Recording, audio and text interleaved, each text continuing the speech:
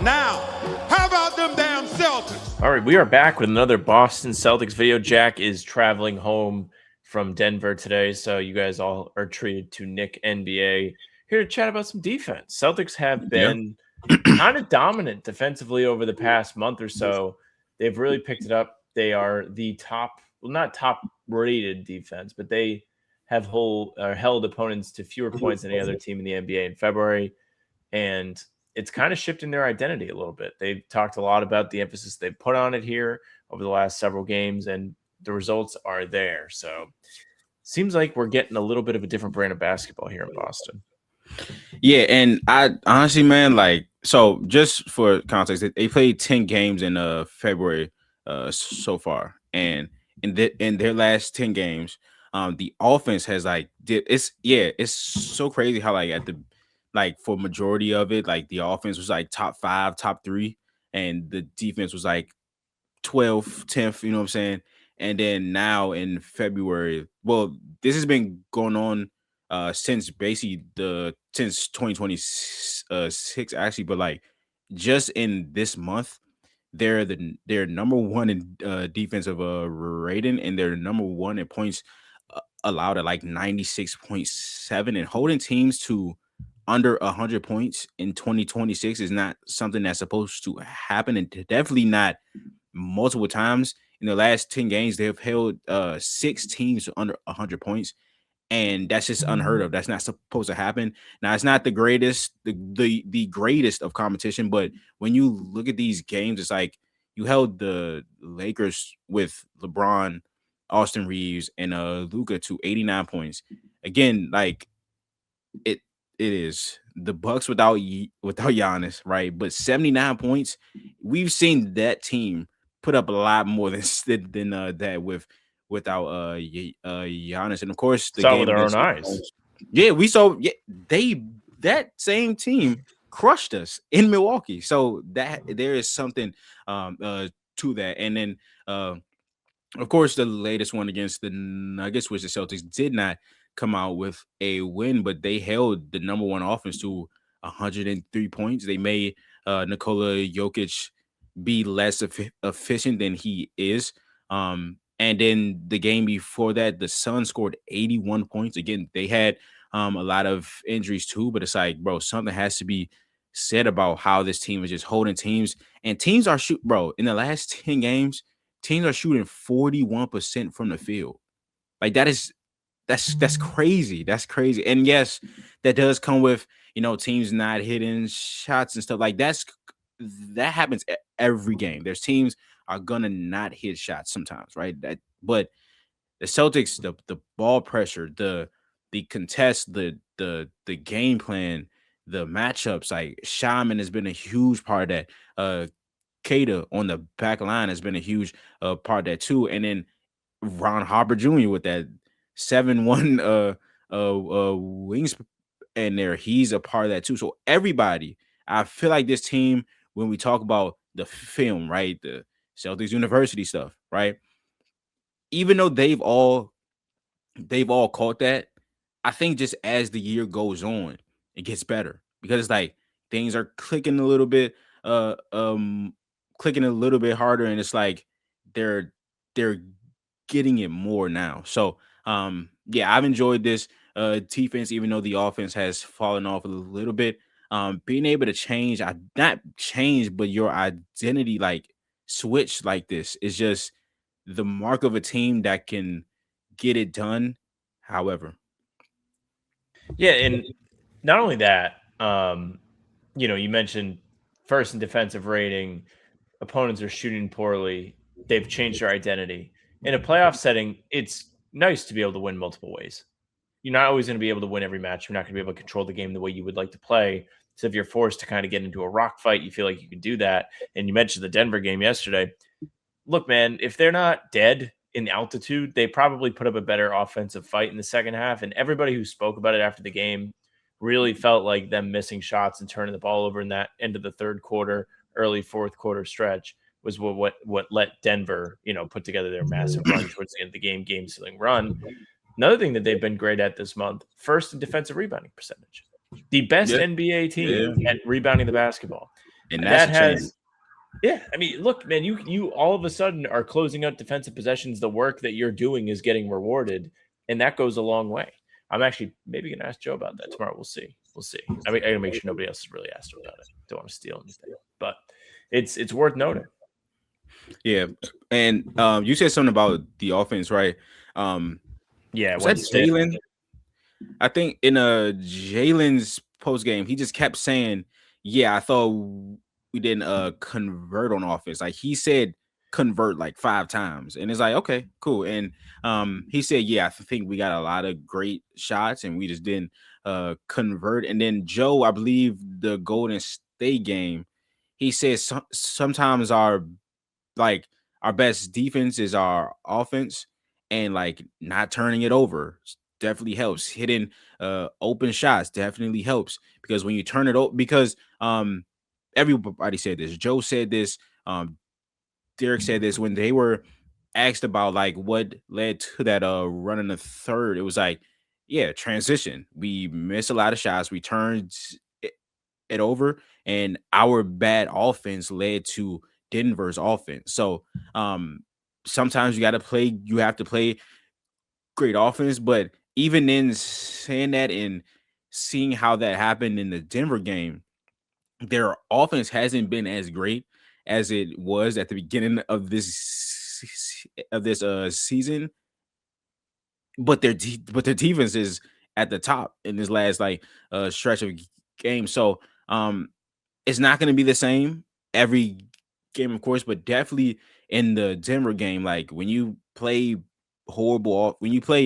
not horrible, but when you don't hit shots, you turn it over. That's what happens. It's harder for you to play defense when you don't take care of it on the offensive side. And I just say you have to hit every shot. But if you're taking care of the ball, if you're offensive rebounding, and then there was a lot in that game where they were forcing the Nuggets to shoot a lot of threes, like a lot more than Jokic they too. usually shoot. Jokic took like shot 13 almost threes. 3 as many, or 3 times as many. Right. So the game plan on that end worked. Like you made them change their entire philosophy as a team, and in turn you weren't given the same energy on the defensive glass. Of course, when they shoot a lot of threes, there's a higher chance for longer rebounds and stuff. And Denver was getting extra opportunities off that. They had 14 offensive rebounds in the game, but in the first half, it felt like they had a lot. Yeah, they had 10 in the first half. You didn't win the shot margin in that game. You lost it by 10.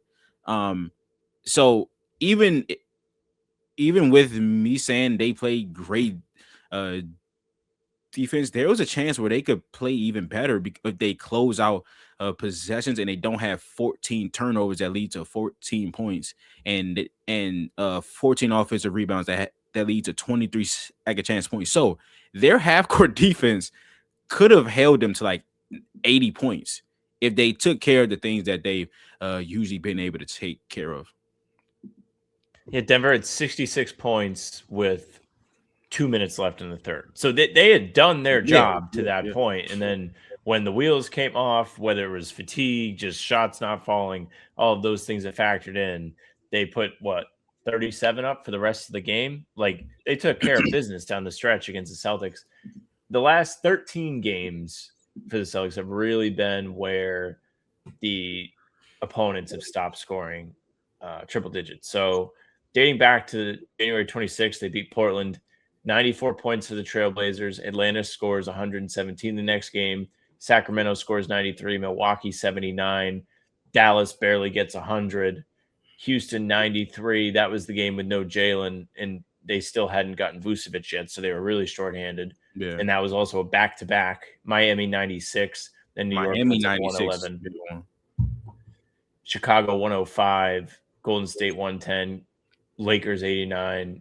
Suns 81, then Denver 103.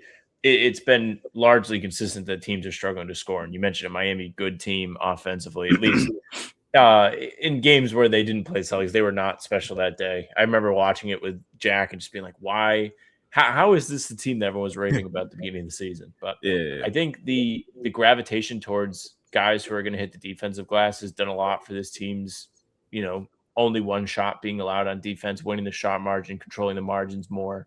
We've seen Shireman emerge as somebody who we all talk about as this tremendous rebounder. Vucevic being there definitely helps him a little bit. You're getting more consistent effort. Even Jalen now taking his rebounding focus to another level, and it's helping you close out on the defensive side of the ball. And then also, speaking of Jalen, he's imploring his younger teammates to defend. I mean, after the Lakers game, that was the big talking point, was took everybody aside the day before the game, told them how to guard Luka, told them what they should do. And they just decided that they were going to wear the Lakers down, with LeBron being old and Luka being somebody who's easy to break. And they did it. And the amount of bodies that they can throw at opposing teams also gives them a leg up in this, because they could just pick up full court, pick up at half court if they want to, make them earn every single dribble. And I think we're seeing more and more of that as the season goes on. It is like a team with a great pass rush, and it's like the teams with the best that have good pass rushes have 5 to 6 guys that could just come in and keep, because you have to keep the guys fresh. Like if Jalen wants to say, all right, I'm guarding this guy, right? For 48 minutes, that's a hard ass job, bro.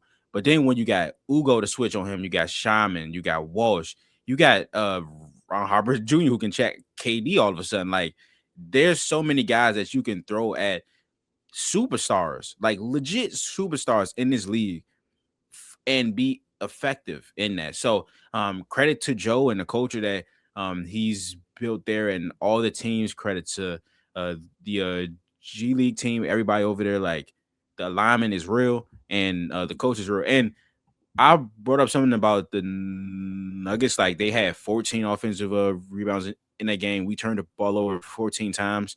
They only had 103 points in that Lakers game. Again, we held them to under 90 points. But in that game, they also had 20 points off turnovers. So if we just be ourselves, not turn the ball over, they might not crack 80 points, bro. So like this defense has been insane. And yes, being able to keep these guys fresh and having 5 to 6 guys that you trust to pressure legit superstar scores in this league is such an advantage. It really is. Celtics have been awesome. Defensive teams are fun to watch, except when they only score 84 points like these are on Wednesday. Nick, thank you so much. Everyone go subscribe to Nick on YouTube. Nick NBA, he's putting out all kinds of great film breakdowns. He's doing tons of great Celtics content, great NBA content. So whatever you're looking for, he's got you covered. Jack and I are here every single day with new stuff on this channel, so subscribe. Full pods Tuesday, Thursday, Sunday game recaps are up the one after each game. Other videos like this one are here in between to keep you up to date with everything going on with the Celtics. You can find us streaming pregame live with Nick often, half hour before every single game. It's been a lot of fun this year. We're bringing in other special guests occasionally too. Be on the lookout for the streams. They're tons of fun. We had a great Noah cameo on the Denver pregame stream. Spotify and Apple, we're there too. Pods and recaps. If you want the audio versions only, follow, subscribe, leave a 5-star review. They'll go right to your feed. Tell your friends about us. We would appreciate that. You can email us, hbtcpod@gmail.com. We swear we will be recording a full-length pod at some point with the West Coast trip and both of us going. It was a lot of travel and not a lot of downtime to record a full pod, but we'll be back. Send them in, hbtcpod@gmail.com. Socials are How About Them C's, Twitter, Instagram, TikTok, Facebook's name of the pod. All streams are there. They're on YouTube. They're on Twitter. Jack's Twitter's Jack's Mon NBA. Mine's at Sam LaFrance NBA. That's it for us.